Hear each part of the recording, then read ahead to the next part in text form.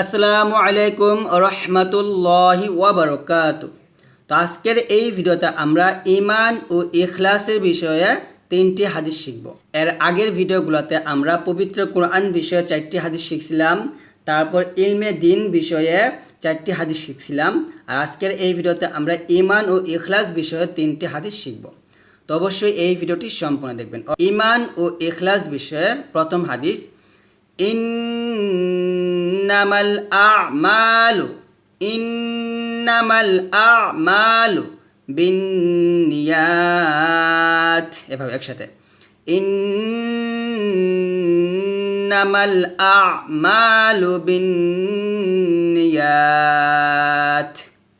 আবার একসাথে, ইন্নামাল আ'মালু বিন্নিয়াত। তো এই হাদিসের অর্থ হচ্ছে আমলের প্রতিদান নিয়তের উপর নির্ভর করে। এটা হচ্ছে সহিহ বুখারীর হাদিস। তারপরে 2 নম্বর হাদিসটা, আখলিস দীনাকা, আখলিস লাম সদ জের, লিস সদ মোটা হবে, আখলিস দীনাকা ইয়াকফিকাল আমালুল কলিল।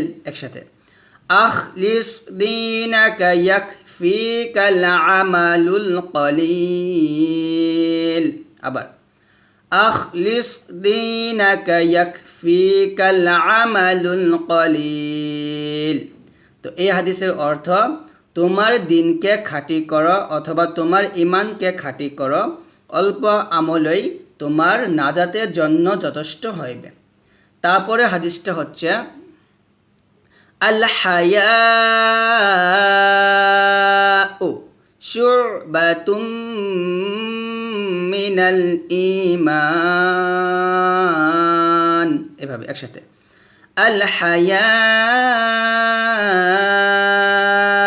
শু'বাতুম মিনাল ঈমান। আবার, আল হায়াউ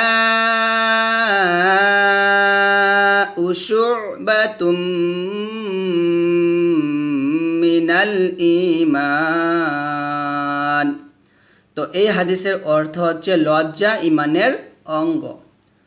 তো আজকের এই ভিডিওটি এই পর্যন্ত। আশা করছি আজকের ভিডিও থেকে আপনারা ঈমান ও ইখলাসের বিষয়ে যে 3টি হাদিস, এই 3টি হাদিস সুশুদ্ধ করে অর্থ সহকারে শিখতে পারছেন।